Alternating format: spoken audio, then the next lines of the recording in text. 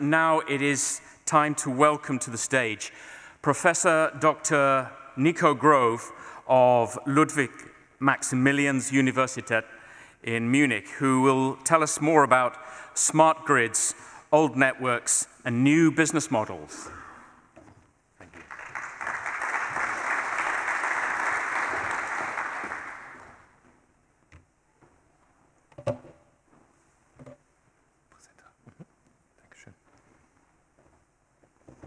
Thank you very much, and I'm very grateful also for the invitation, but also for the practical introduction over there, which is a part of that what I'm referring to you right now. I'm a little bit sorry for not presenting you another presentation, because that could have been done if a project we just finished for the Economic Ministry would have been published today. It should have been, but it isn't, so I did another sort of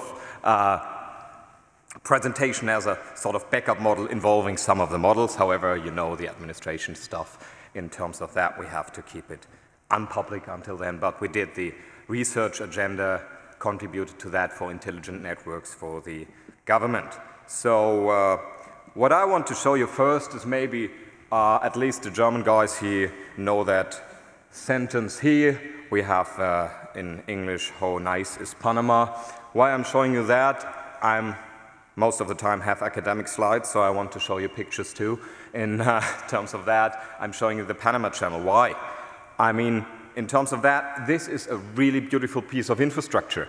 We have there a thing built ages ago, and in the meanwhile, this thing is generating 1.7 billion revenues per year for the guys there. If the construction and so on, I'm not talking about here the political things which happened in order to get that thing done. It's just a result here in terms of that infrastructure, what we care of. I show you that before I want to show you another infrastructure, which is the topic I should refer to here. It's the energy or electricity network. Very important characteristics, most of the time national, built national in terms of either government-related or a specific company which had a license or something like that.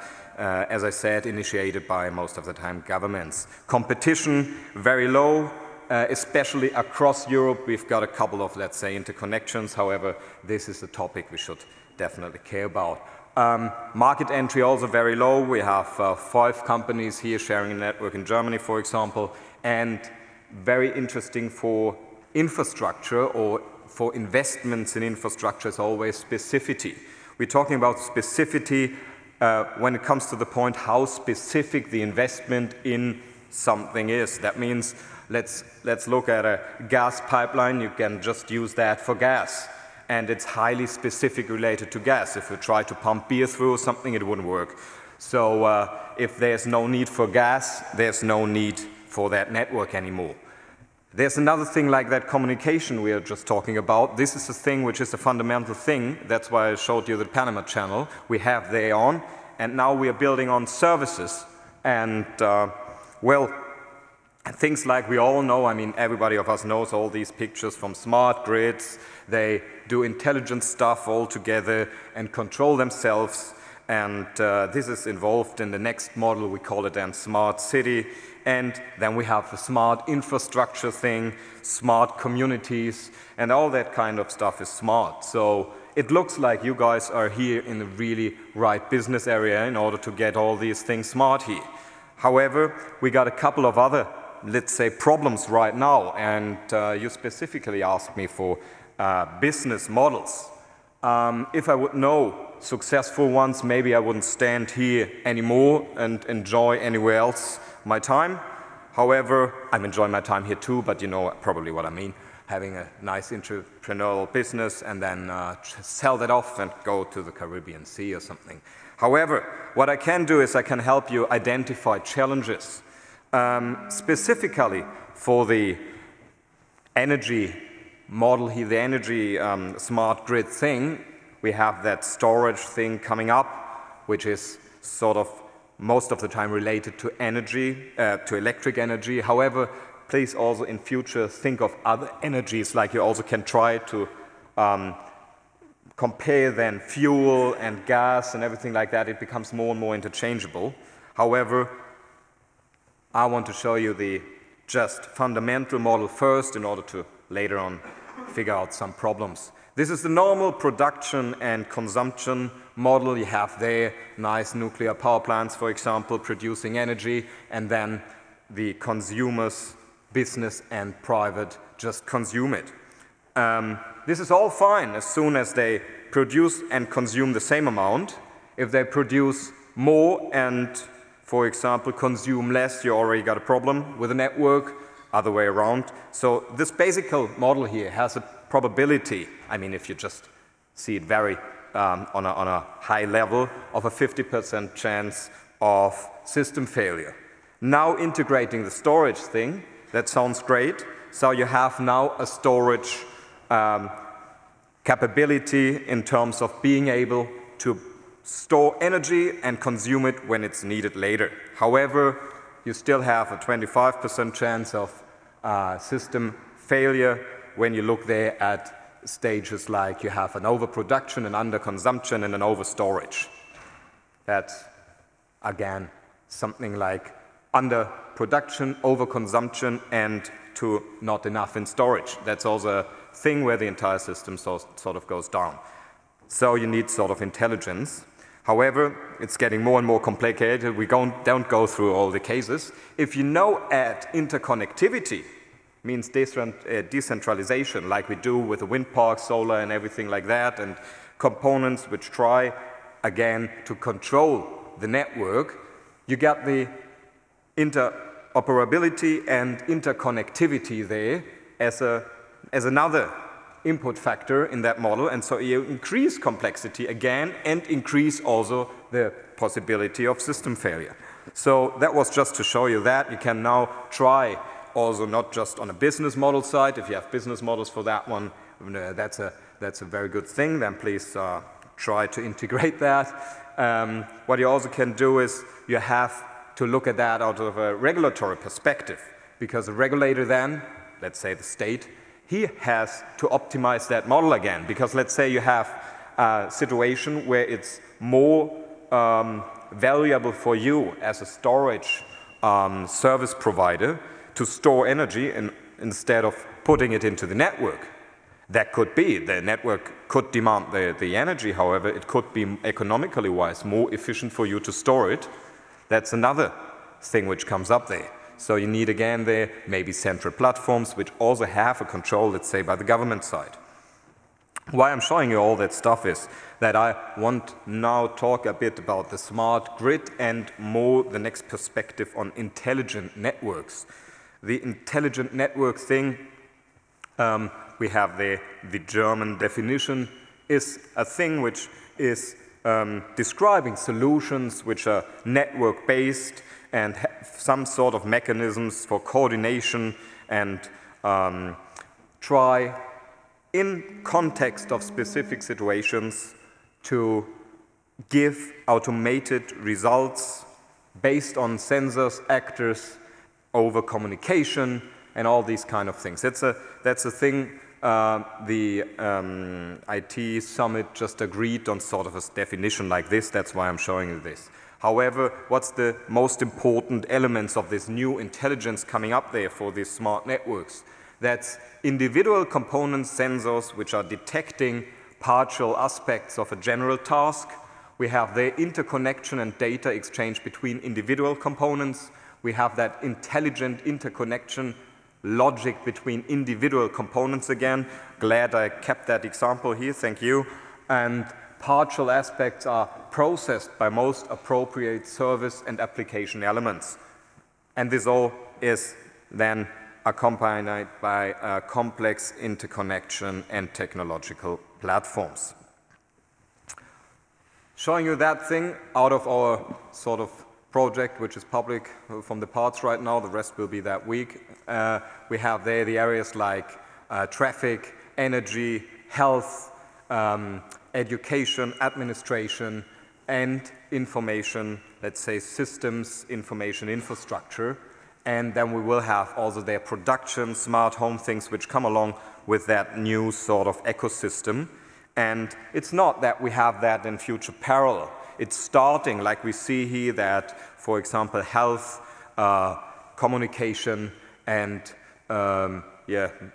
energy, wrong example in that case here, but human interaction over communities start to grow there together, however, giving also additional business opportunities for all these layers which result across these platforms, across these former separated sectors.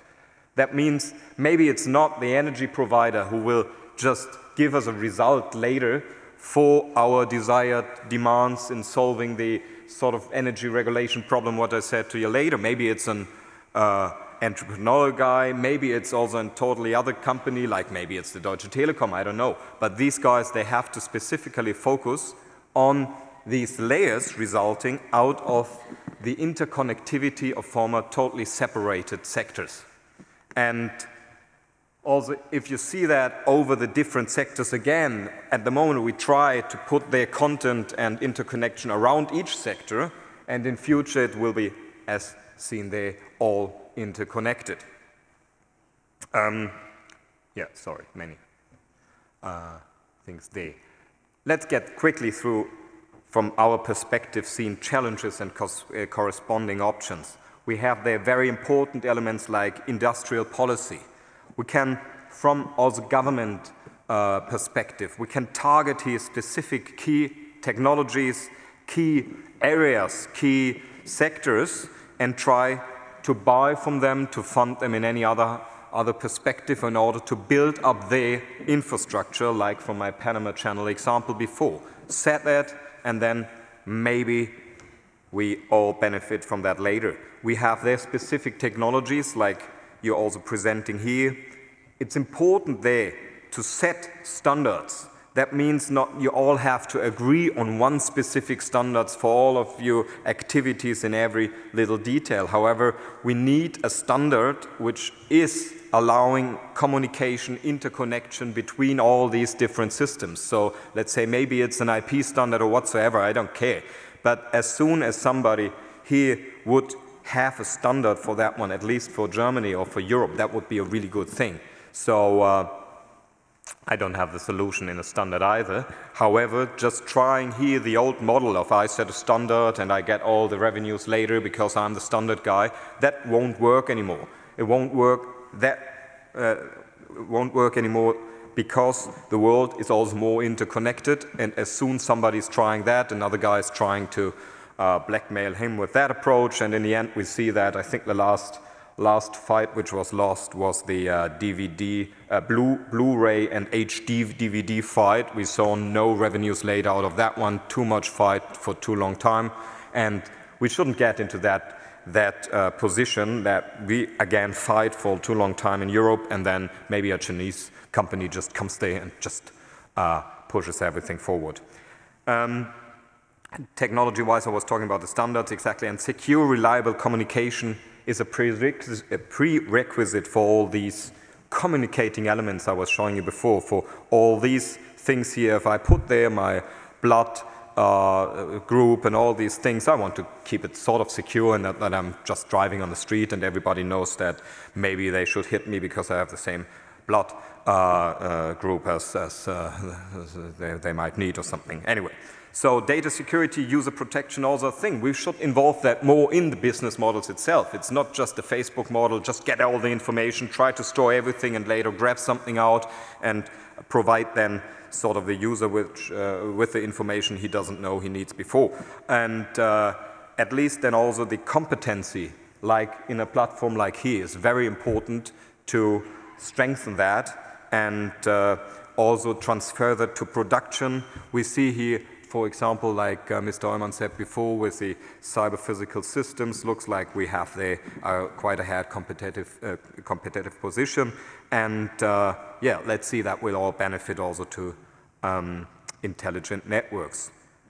Just very quickly going through a couple of, let's say, very sort of, summing up messages we tried also to put out in that project. It's we need a clear target definition, also from especially governmental activities, That has to be on speed, accelerate quite quick. We need there also quick decision making, let's say also on standards, the standardization, information access and connectivity, also needing standards for that. However, we need the access, can't do anything without information, and we have to have also incentive schemes, not just B2B, but also B2C. The consumer has to have something from that one.